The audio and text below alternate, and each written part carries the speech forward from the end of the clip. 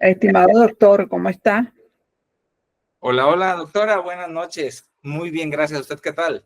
Excelente, gracias a Dios. Me da gusto verla, doctora Cira. Qué gusto volver a encontrarla nuevamente. Vamos a esperar a ver si nos dice por aquí nuestros managers del programa si ya estamos al aire. Enrique, vamos a ver qué nos comentan. Deme un segundito, doctora. Creo que ya estamos. Déjame ver. Sí, Listo, dice Enrique. listo. Muy bien, muchas gracias, doctora. Muy bien, pues vamos entonces a comenzar. ¿Cómo está, doctora? Buenas noches.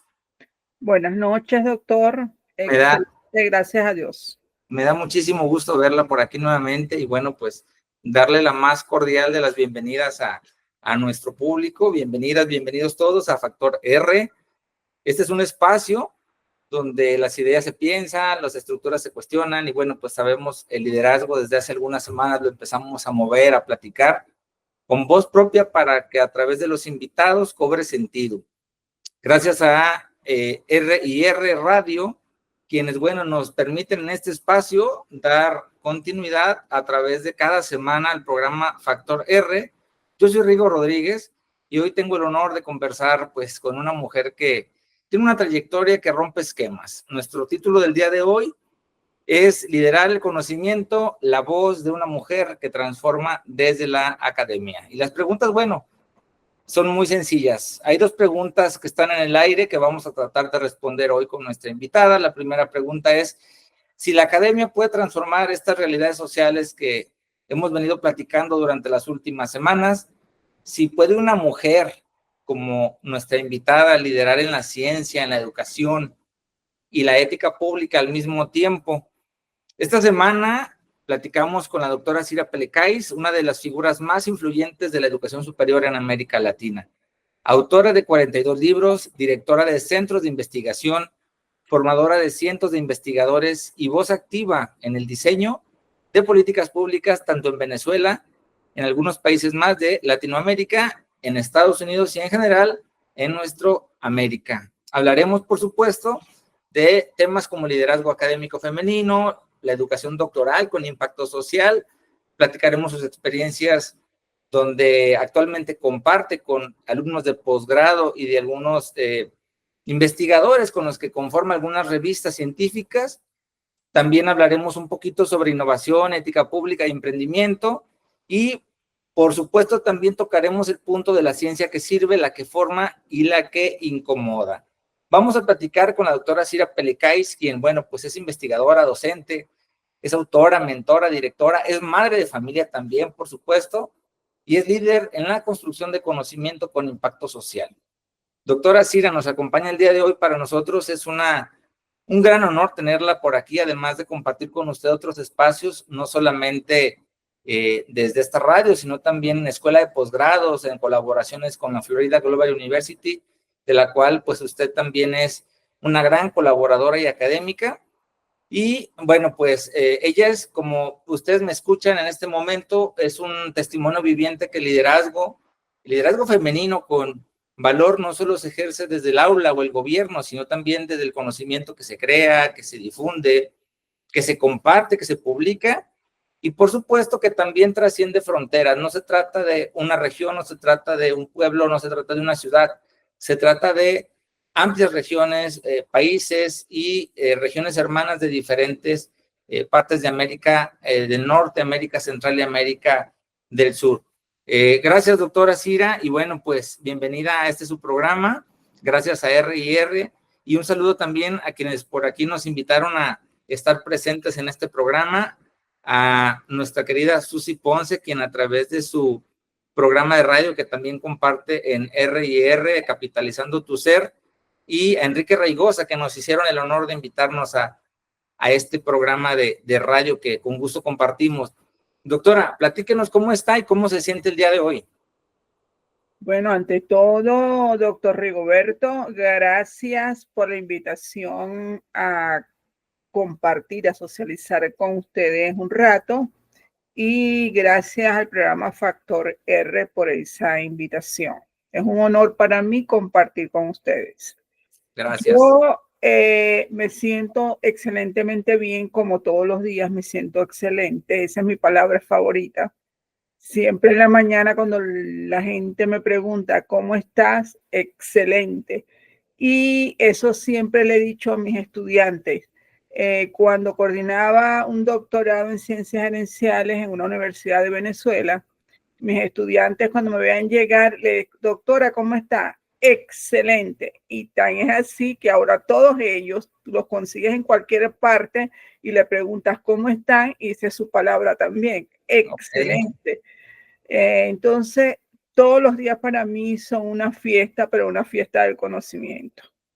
Bien, doctora. Y cuéntenos más. Bueno, si vamos a hablar un poquito de mi persona, en primer lugar, soy una mujer que ha luchado mucho para ir recorriendo el camino y alcanzar las metas que me he propuesto. Gracias a Dios y gracias al esfuerzo y perseverancia, porque yo pienso que esa es una de mis características fundamentales, la perseverancia, pues he logrado parte de esas metas que me he propuesto. Otras he tenido que dejarlas a un lado por diferentes razones, pero nunca es tarde cuando la dicha llega. Todavía continúo luchando para conseguir esa meta, como es la de lograr el Premio Nobel de Literatura. Doctora. Ese Sí. es mi gran sueño, mi gran meta y sé que lo voy a lograr. Desde muy joven comencé a trabajar siempre en el campo educativo.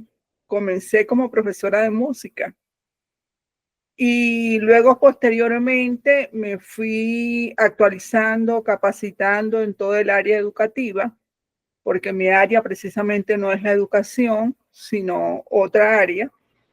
Y seguí formándome en todos los renglones en que he podido tener la oportunidad de hacerlo. Nunca he dejado de estudiar, siempre estudio, porque yo pienso que esa es la forma de mantenerse joven. Tú puedes envejecer físicamente, pero las neuronas están completamente sanas, con completa elasticidad. Claro. Doctora, todo ese camino que usted nos comenta en este momento, que ha recorrido, esas aspiraciones, como usted lo comenta, de ser ese premio Nobel, de la aspiración que usted tiene para convertirse en un legado, no solamente en Latinoamérica, sino también mundial.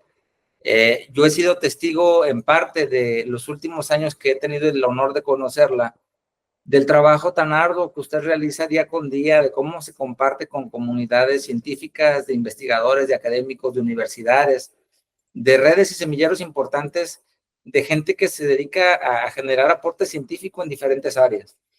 La primera pregunta que me gustaría hacerle, una vez que usted nos cuenta a lo que se ha dedicado, es, ¿qué ha sido para usted, qué ha representado para usted ser un líder dentro de las mujeres, ser un líder femenino en América Latina? Bueno, ha representado que, en primer lugar, o sea, hay mucha gente que puede seguirme y comparte mis ideas, mis iniciativas y considera que le he dejado un legado en su capacidad intelectual, en su producción intelectual, porque una de las cosas que siempre he tratado de inculcar, no solamente en mis estudiantes, sino en mis compañeros de trabajo, en las personas que forman parte de ese ambiente en el cual estoy involucrada, es que debemos socializar el conocimiento, que debemos publicar, que nuestra producción intelectual no se puede quedar en una biblioteca, no se puede quedar en un estante, que tiene que darse a conocer. Esa es la razón por la cual desde bastante tiempo atrás comencé a escribir sobre investigación. Y tengo un libro que se llama El ABC de la investigación, que ya va por la 8ª edición.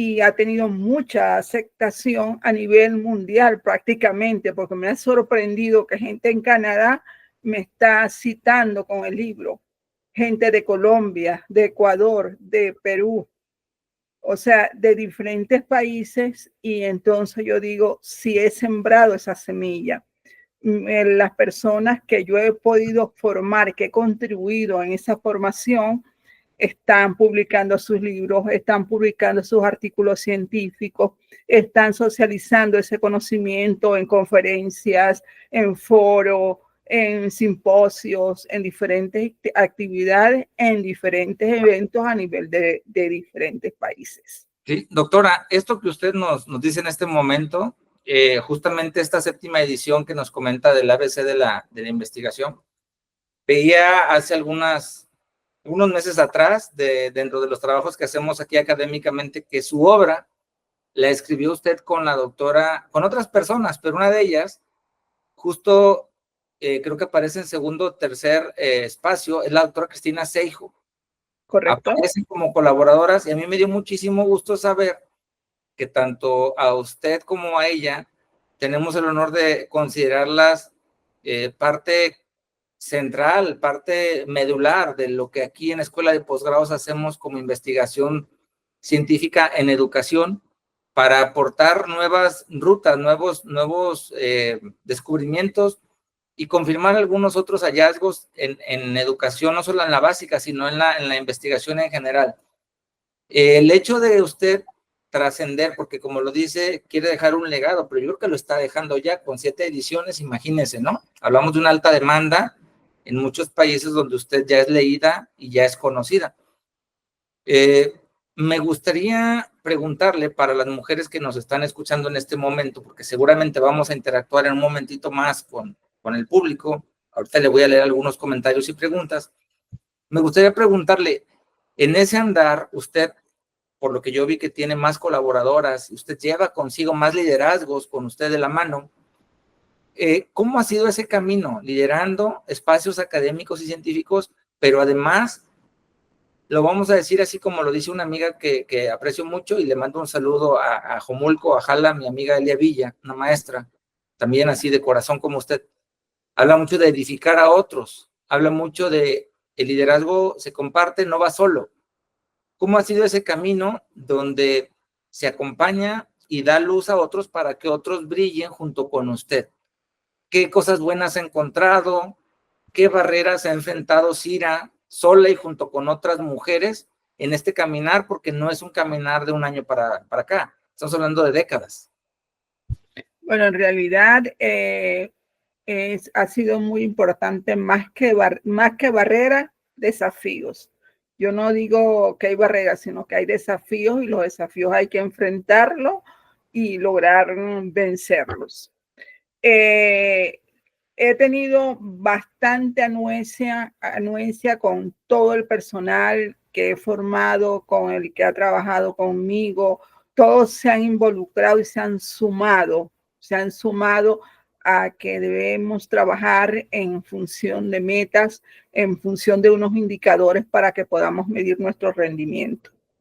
Eso nos ha llenado porque a todos les he dicho, persona que no publica no trasciende, persona que no publica no se da a conocer, se muere y nadie sabe que existió.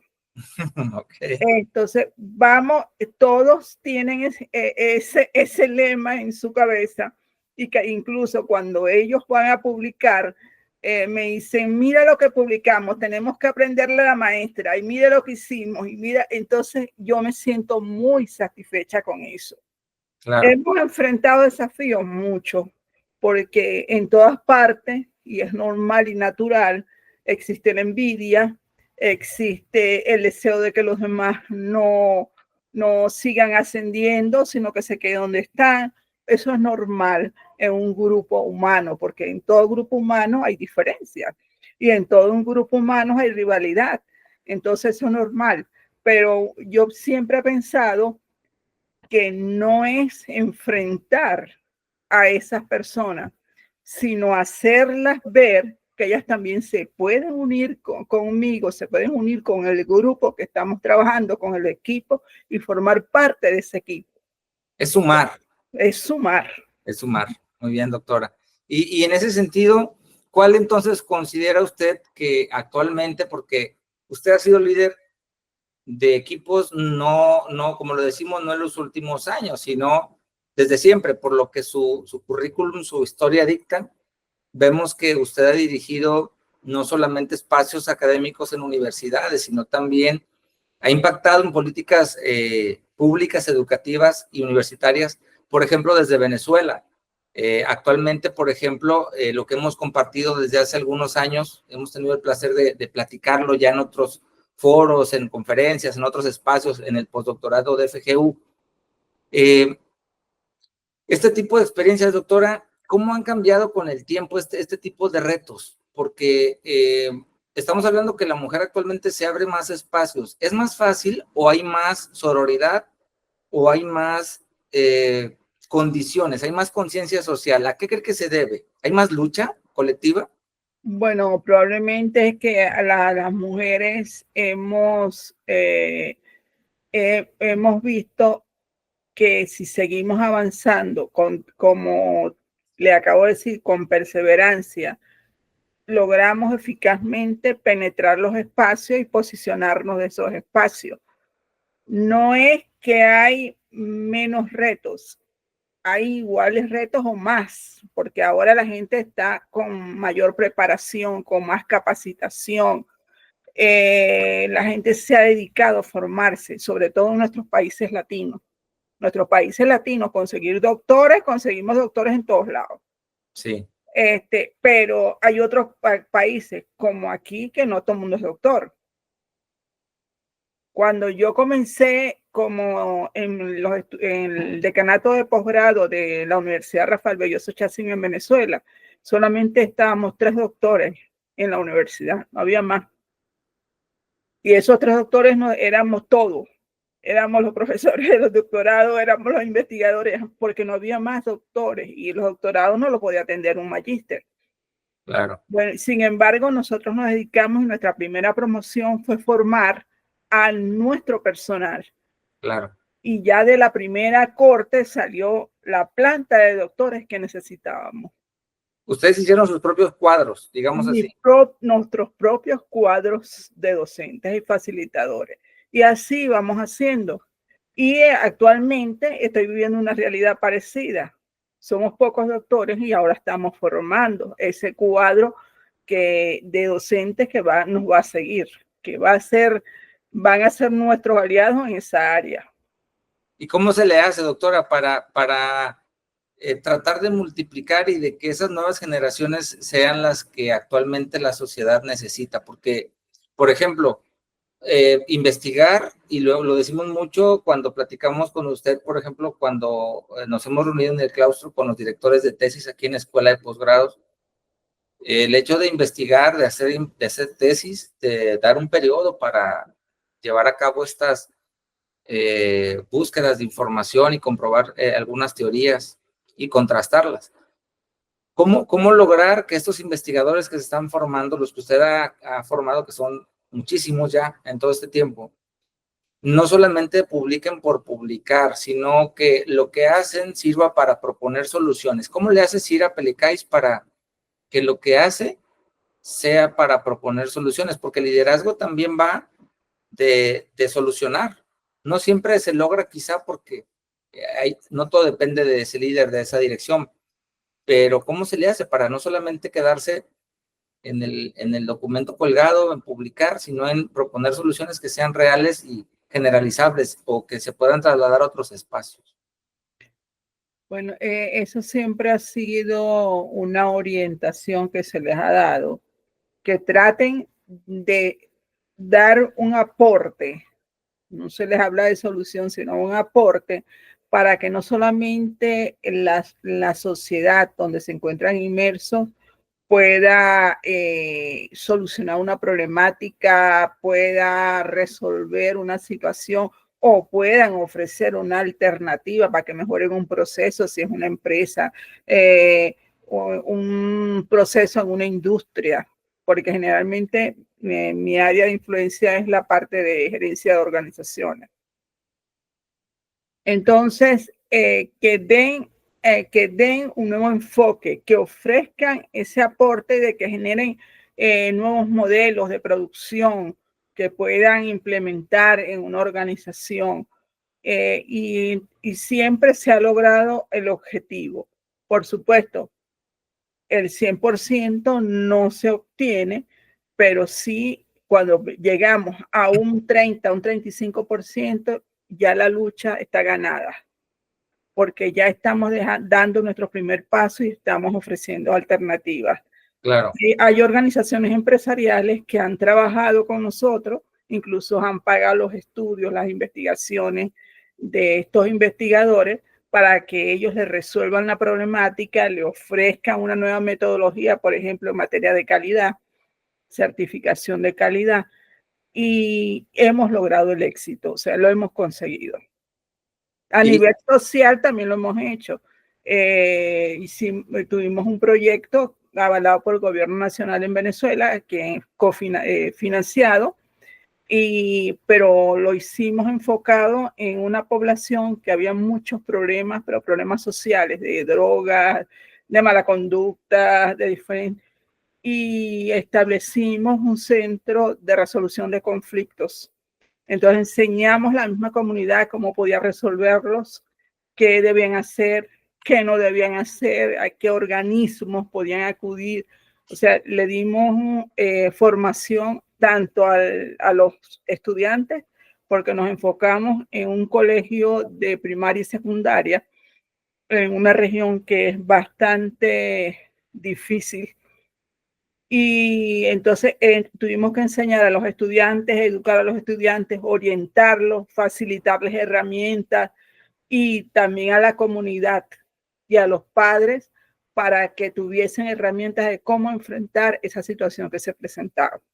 Y el proyecto fue bastante exitoso, incluso salió por todos los medios de comunicación. Bueno, y logramos un objetivo, un granito de arena, pero ese granito de arena se dejó para que después lo fueran convirtiendo en un gran montón y pudieran construir algo positivo. Podríamos decir entonces, doctora Cira, con este tipo de ejemplos, que la ciencia, cuando está al servicio de la gente, se convierte en una herramienta comprometida y útil para los demás.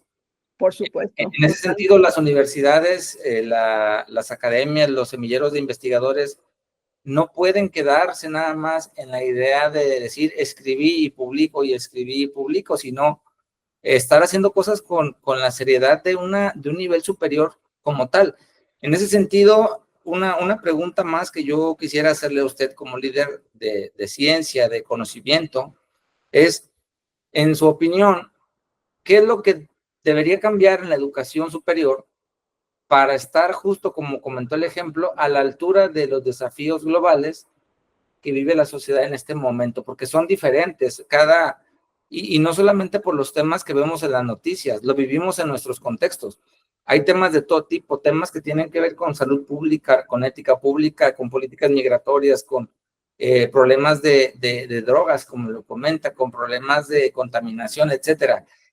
Problemas cada vez más generales de violencia, etcétera, muchísimos. ¿Cuáles cree usted que deben ser los cambios que deben de hacerse en la educación superior para que esto empiece a darle un poco de aporte más o más consistencia a lo que se hace en educación superior para que sirva a esos desafíos globales de la sociedad actualmente? Bueno, en primer lugar, yo pienso que debe mantener una actualización permanente de sus contenidos y de sus líneas de investigación, porque hay universidades que construyen sus diseños curriculares desde que comienza la universidad y no vuelvan a actualizarse ni a renovarse en 5, 6 o más años. Unos contenidos que para el momento en que se vive resultan obsoletos. Entonces, como yo siempre digo, el conocimiento también envejece. Sí. Entonces hay que ampliar ese radio de acción y enclavarse en el ambiente, en las comunidades donde está esa institución, ver qué es lo que hay afuera, qué es lo que están pidiendo las organizaciones empresariales, qué es lo que están pidiendo las instituciones de educación o las instituciones gubernamentales, si es un estudio que tiene que ver con esa área, de manera que puedan alinear esa plataforma con la plataforma de estas organizaciones y esos contenidos puedan mantenerse actualizados, renovados y en concordancia, de manera que sean pertinentes y eficaces. Claro, digamos que tiene que estar las universidades como instituciones formadoras, tienen que estar respondiendo a los problemas que hay, pero además estar atentos a proponer también temáticas que puedan ser para innovación, ¿no? En ese sentido, con la innovación, ¿usted cuál considera que ha sido o cuáles han sido sus mayores aportes como científica o como investigadora en educación superior, doctora Cira? Bueno, en primer lugar, la formación de los propios estudiantes y los propios investigadores. O sea, ya eso es el mayor aporte, porque se está formando para que continúen formando generaciones. En segundo lugar, las propuestas, porque incluso en la universidad, en una universidad en Venezuela, la primera propuesta que yo hice fue la creación de una oficina de mercado y apoyo empresarial. Y el rector en ese momento me dijo, sí, pero eso suena demasiado de mercadeo, suena así como mercantiloso, me dijo en ese momento. Le dije, bueno, puede que sea mercantil, pero yo tengo aquí, o sea, en la universidad tiene todas las facultades y en la facultad de ingeniería tenían un desarrollo robótico de robots increíbles, los muchachos, los proyectos que hacían, cuando los presentaban como final de actividad del semestre. Yo le digo, esos son unos proyectos que hay que mercadearlos, que hay que darlos a conocer, que los muchachos de aquí lo están haciendo, esos muchachos pueden vender ese producto, pero además la empresa que se los compre o otra organización puede también financiarle los estudios a ellos, porque aquí hay muchachos que están con becas. Sí, claro. Pues la universidad es bastante costosa. Están con becas, ellos pueden entonces una empresa adoptarlo como estudiante, facilitarle todos los estudios y él participar en la construcción de un proyecto de ese tipo en esa organización. Hay otros tipos de proyectos, pero en la universidad no lo da a conocer. Necesitamos una oficina de mercadeo y apoyo empresarial. Bueno, al final yo le vendí la idea y me la compró y realmente se hizo la oficina y se empezó a hablar, incluso se creó un diplomado y una cátedra de panadería, porque en ese sector lo que más abundaban eran las panaderías. Entonces hubo un panadero que tenía varias panaderías, tenía bastantes recursos económicos, y él dijo que cómo no, que él ayudaba, pero él quería que se hiciera un diplomado en panadería. Ok. Entonces montamos un diplomado en panadería y él nos ayudó a financiar a grupos de estudiantes. Entonces los estudiantes podían hacer sus proyectos porque tenían quienes dieran los recursos para financiar todos los materiales que eran requeridos, todo lo que necesitaban, si tenían que viajar para poder buscar información, después viajar para dar a conocer esos resultados. Entonces, no, fue de bastante utilidad. Y en ese sentido, doctora, el hecho de innovar también implica escuchar lo que dicen los demás, ¿no? Escuchar a la sociedad. Por ejemplo, aquí hablamos de gente que está alrededor de la escuela, de los vecinos, de los que son del contexto más inmediato. O sea, hablamos del panadero que les propuso esto, habría que escucharlo y de esa manera la escuela también tuvo un aporte en el territorio donde está ubicada. Eso estamos hablando de dar respuesta inmediata, ¿no? A lo más cercano de las universidades. Ahora, hablando de universidades, En estos mismos espacios, doctora, también se dirigen diferentes programas, no solamente talleres, cursos, diplomados. También hay programas de posgrado como los doctorados, hay revistas científicas, hay centros de investigación en los que usted no solamente ha colaborado, no solamente ha hecho equipo, sino también los ha liderado. ¿Cómo se construye, de acuerdo a lo que usted ha vivido, ese liderazgo para dirigir estos programas y esta numerosa lista de espacios donde usted ha estado? ¿Cómo ha sido la experiencia de Cira para construir ese liderazgo que hoy la tiene en una de las universidades más importantes de Florida, en la Florida Global University, y en el centro de investigación de esta universidad, como líder de proyecto, donde vincula usted a tantos países, no solo de América Latina, sino también de otros continentes? ¿Cómo ha construido Cira Pelecais? Y esto, porque hay personas que nos están escuchando, mujeres que nos están escuchando, y me gustaría que les compartiera. ¿Cómo se ha construido ese legado, ese liderazgo de Cira Pelecais? Bueno, yo te lo diría con esfuerzo y dedicación. Es un trabajo arduo demostrar que tú eres y tú puedes. Tú eres capaz de realizar cualquier gestión, planificar cualquier actividad investigativa, planificarla, gestionarla y llevarla a cabo. Nosotros tenemos diferentes actividades, no desde ahorita, desde siempre. En las universidades que he dirigido, los centros de investigación, incluso de una vez lo primero que he hecho, porque ya tú ves que yo soy fanática de la publicación, es crear revistas científicas. Lo primero que hago es crear la revista científica. Después empezar a crear los modos y los medios para publicar los libros. Y empezar a trabajar en todo lo relacionado con esa actividad. Probablemente es porque mi formación como investigadora, yo me formé como investigadora en la Universidad de Hiroshima, en Japón. Tengo esas raíces que se compenetraron en mí y soy muy disciplinada para trabajar en cualquier área. En el área investigativa me he esforzado porque todos los procesos se cumplan, todos los procesos se den, que la investigación vaya de la mano con toda la plataforma filosófica de la organización, en este caso de la universidad, que vaya enlazado con las líneas de investigación de la universidad, que esté totalmente alineada con la misión, políticas y valores de la institución. Entonces, en ese camino siempre he trabajado y por eso he llegado a donde estoy. Esfuerzo y dedicación. Y también mucha disciplina, ¿verdad, doctora? Por lo que nos comenta, la organización de la que usted es un gran ejemplo. Doctora, aquí nos están haciendo llegar algunas preguntitas por mensajes, y hay una pregunta que me gustaría hacerle, que es del público que nos está escuchando, donde nos preguntan,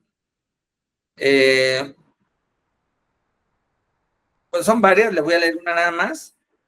La primerita dice, ¿a qué le teme hoy la Academia Latinoamericana? Bueno, yo creo que la Academia Latinoamericana en general le teme a las diversas posturas políticas que están gestionándose prácticamente en todos los países de Latinoamérica. Esas condiciones políticas, económicas, sociales que están afectando todo este panorama influye directamente en la academia, en la investigación, en todo lo relacionado a este espacio. Es así como tú puedes ver, y lo he visto mucho aquí en Estados Unidos, nuestros hermanos latinos de todos los países, Ecuador, Nicaragua, Uruguay, o sea, en México, no escapa nadie. Todos, uno ve los profesionales y son profesionales que tienen incluso algunos 2, 3 doctorados. que tienen una formación académica muy bien posicionada y los ves trabajando, limpiando pisos, los ves trabajando en oficios que ningún trabajo es humillante. Todos los trabajos edifican a la persona. Claro. Pero esas son gente que te han dejado el país y esos talentos han dejado de formar otros talentos que pueden ayudar a construirme una mejor sociedad en cada país que corresponda. Eso por un lado, yo pienso que ese es el mayor temor, las políticas sociales económicas de todos los países, porque estamos viviendo una realidad similar, unos países en un momento, otros países en otro, pero todos vamos pasando por allí. Entonces, yo, por ejemplo, desde el 2013, 2012, no recuerdo exactamente la fecha, en nuestro país hubo una fuga de talentos increíble. Tú ibas a las universidades y las universidades estaban contratando personal recién egresado, sin ninguna otra formación profesional, sino la básica, porque los talentos se habían ido. O sea, no quedaba personal. Entonces, ese problema migratorio tan grave ha generado desinformación, no ha generado que no haya continuidad en las políticas educativas, ha generado una serie de cambios que es difícil que nuevamente vuelvan otra vez a lo que era la realidad anterior. Pienso que ese es nuestro mayor temor. Sí, y eso es lamentable, ¿no, doctora? Realmente es triste cuando justamente los problemas políticos, las tensiones políticas del momento, como dicen, en un momento o en otro los países en América Latina están o han atravesado por esto. Son historias que se pudieron, como dice, haberse escrito allí, en el mismo Venezuela, en otro país de donde se fueron. Y bueno, hay también casos, y yo la verdad lo celebro mucho, quienes como pues usted han sembrado donde parecía imposible, ¿no? Donde se abrieron camino, donde están liderando espacios, no solamente de alto impacto de la academia, sino también de influencia en otras regiones de Latinoamérica. Entonces, ese logro de estar fuera, llevando la ética, la visión, la esperanza, todas esas cosas buenas, también son esperanza, doctora, y creo que como usted, como mujer, como profesionista, pues pueden ser un ejemplo muy, muy consciente, y eso también, por supuesto, representa el liderazgo, ¿no? Por eso es que quisimos que nos compartiera este tipo de espacios, que nos lo diera ese espacio para que la conozcan más personas, la escuchen, y bueno, que sepan que el liderazgo de muchas formas es también ese talento como el suyo que se ha compartido con muchísimas generaciones. En ese sentido, doctora, y dándole continuidad a la pregunta que nos hacía una de nuestras personas que nos escuchan, yo le haría una pregunta en alcance a esa pregunta. ¿Qué ha aprendido usted en ese aspecto? Por ejemplo, en esos entornos donde usted ha vivido, ha estado, ha escuchado, y lo que ha visto en los diferentes hermanos latinoamericanos que usted ha conocido. ¿Qué es lo que ha aprendido trabajando con personas de estos entornos que son altamente tensionantes, con mucha presión política, pública o institucional? ¿Qué ha aprendido usted como líder académico? Bueno, te lo digo en una sola palabra: resiliencia. Resiliencia. He aprendido que tenemos que ser resilientes ante todas las situaciones que se viven y se enfrentan, y seguir avanzando.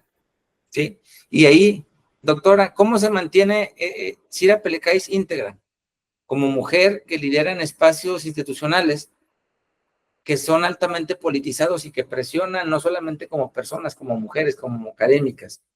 ¿Cómo se mantiene íntegra una mujer que tiene presión no solo por ser mujer, sino por estar a la cabeza de proyectos como estos? Yo pienso que creyendo en mí misma.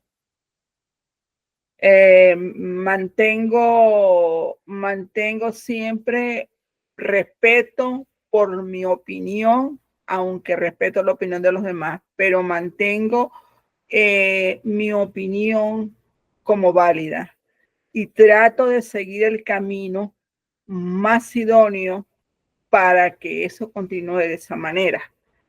Te pongo otro ejemplo. Yo fui candidata en mi país a rectora del Consejo Nacional Electoral, que es la máxima autoridad a nivel de todo el país.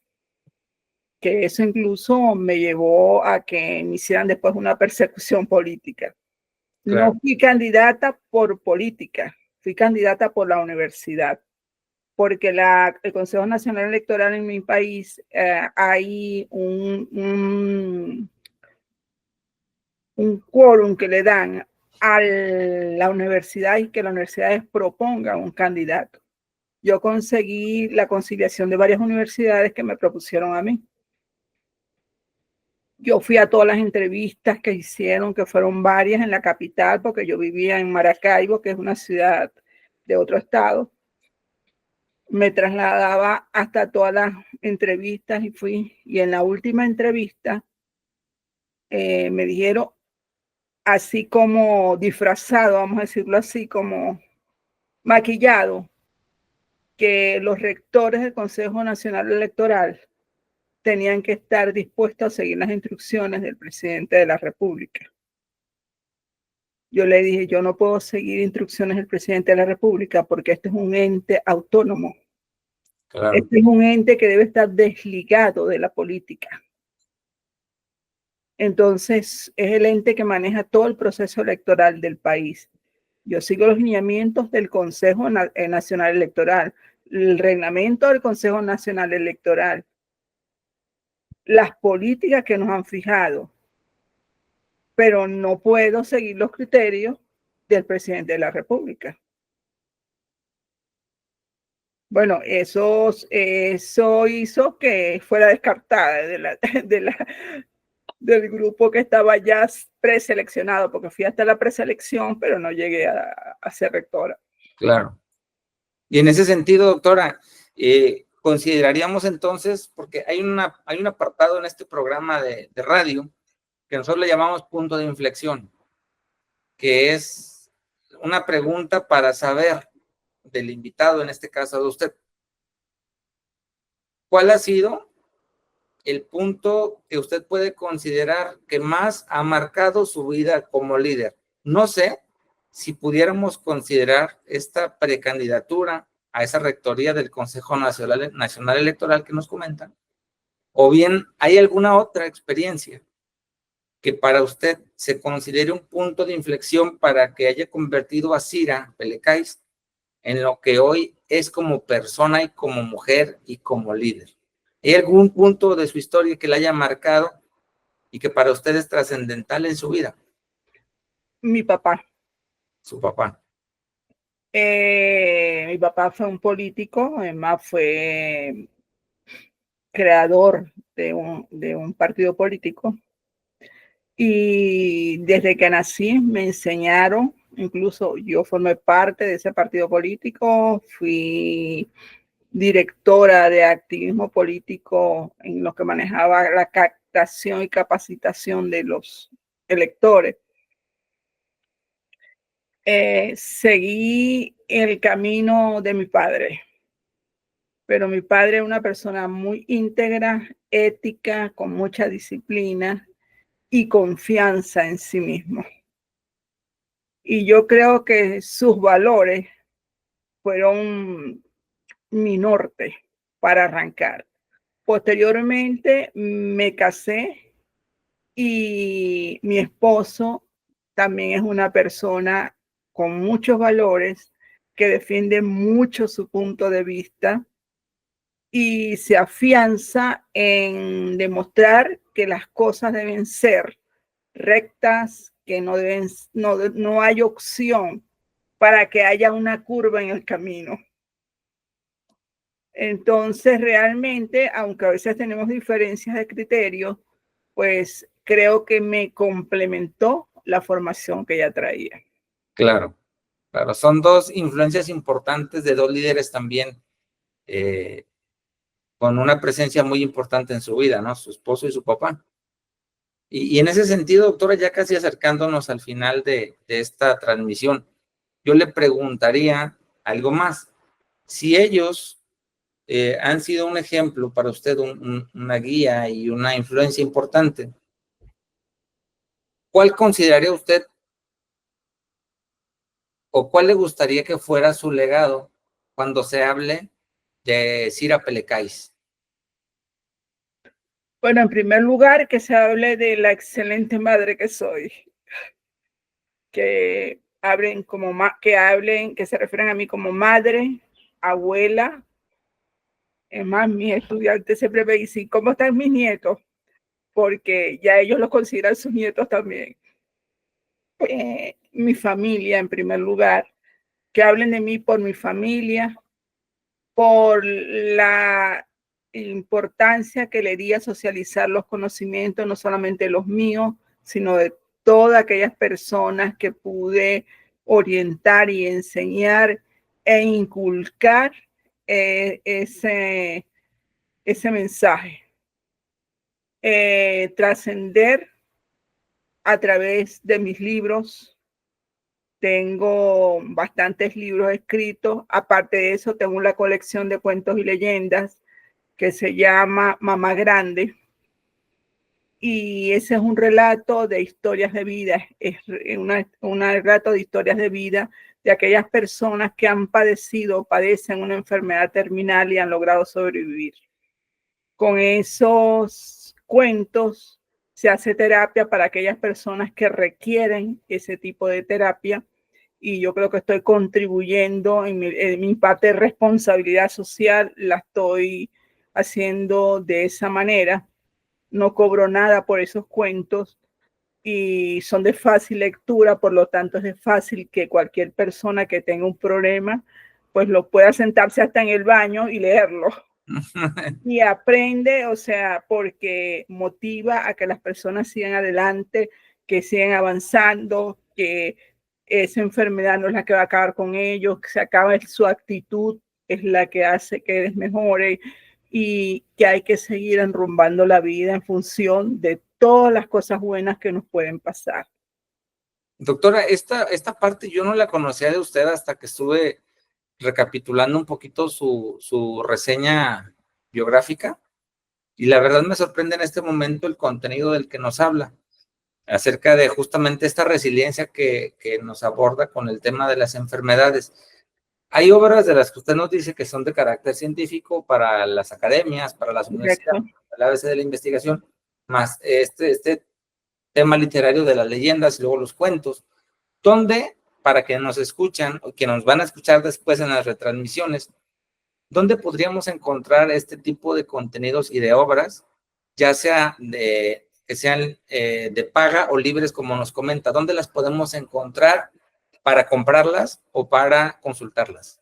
Bueno, en Kindle de Amazon están algunas, otras no, otras son publicadas en impreso y están impresas, pero si alguna persona está interesada, tú puedes darle mi correo, mi contacto, y yo con mucho gusto se las envío. Perfecto, doctora, muchas gracias. Igual vamos a estar al pendiente si alguien nos escuchan o nos ven más adelante, nos pregunta por estos datos, con mucho gusto se los podemos compartir. Ya casi para terminar, doctora, me gustaría agradecer nuevamente al equipo de Enrique Reigosa, a Radio R&R, a nuestra queridísima Susi Ponce y a Capitalizando tu Ser, el programa de radio de los martes. Un saludo también a Vero Rodríguez, quien tiene su programa también a través de esta estación. Y bueno, decirle, doctora, por último, un mensaje que le gustaría a usted compartir para las mujeres que se están abriendo camino con el día a día, siendo madres, siendo luchadoras, siendo personas tenaces, trabajando, pero también liderando proyectos y liderando su propia vida. ¿Qué mensaje le daría para cerrar de su parte esta noche a las mujeres que nos escuchan y que son mujeres que, como usted, algún día empezaron a labrarse una carrera profesional y de vida que trasciende? Yo les diría que se planteen una meta desde este momento o desde el momento en que consideren necesario que van a iniciar ese camino. Y esa meta es la que les va a indicar todas las acciones a seguir para poder conseguirla, porque es como una planificación. Si usted hace una planificación estratégica y se fija el norte hacia dónde va, usted consigue todos los medios para llegar allí. Pero si no se ha fijado ese norte, no lo puede hacer. Deben fijarse esa meta como una visión de vida y ellas mismas van a ver todas las acciones que tienen que ir desarrollando para irlas cumpliendo y que no decaigan, siempre avancen, siempre hacia adelante sin importar los obstáculos. Los obstáculos se superan y empiezan a atender cada uno de los desafíos para que de esta manera puedan alcanzar el éxito. Doctora, como siempre, un placer escucharla y sobre todo esas palabras que nacen del corazón cuando usted comparte su vida y su obra con quienes la escuchan. Me da mucho placer haberla tenido aquí en este espacio, doctora Cira, saber que, bueno, pues que hoy la conocieron más personas de las que ya tenemos el gusto, haberla escuchado desde su historia de vida, desde su trascendencia como líder académico de la ciencia y de la investigación, y conocer un poquito más de la mujer líder que ha abierto muchas brechas para que otras las puedan caminar en este andar de la educación de la ciencia y de la trascendencia humana. Doctora Cira, muchas gracias por habernos acompañado el día de hoy y pues le deseamos muy bonita noche y gracias por este tiempo que nos acaba de regalar tan valioso. Y bueno, pues, doctora Cira, a nuestro público también despedirnos de ellos que saben que como lo escucharon, hoy hemos tenido una voz que no solo lidera desde la academia, sino desde la conciencia, muy plena, como siempre la doctora Cira, quien, bueno, nos recuerda que este conocimiento del que ella nos habla cuando se pone al servicio de la sociedad, no solamente es un acto de resistencia, también es un acto de memoria y un acto de abrir posibilidades para otros. Es, sí, por supuesto, como ella lo comentó, una situación muy frecuente donde los talentos tienen que irse, ¿no? Migran de sus lugares, de sus cunas, pero finalmente llevan en su corazón lo que ellas son, la conciencia que tienen y lo que como maestras de vida sembraron, ¿no? La certeza de que tienen que pensar, investigar, educar, trascender, y por supuesto que sigue siendo un acto de esperanza para otros. Porque liderar, bueno, pues ya dijimos muchas veces, no siempre es ocupar el centro, a veces es sostener a otros para que florezcan, es sostener a otros para que florezcan y no siempre cerca, a veces tienen que florecer lejos. Gracias, doctora Cira, por formar generaciones enteras que hoy también lideran en silencio, con valor, desde todas las latitudes. Nos escuchamos el próximo miércoles en Factor R y lo sabemos porque detrás de cada cambio hay un factor. Y esta noche ese factor tuvo nombre de mujer, Cira Pelecais. Hasta la próxima y buenas noches. Hasta la próxima. Feliz noche. La radio que lo tiene de todo ya está aquí. Ya está aquí. R&R, la estación en línea que te acompaña donde quiera que vayas.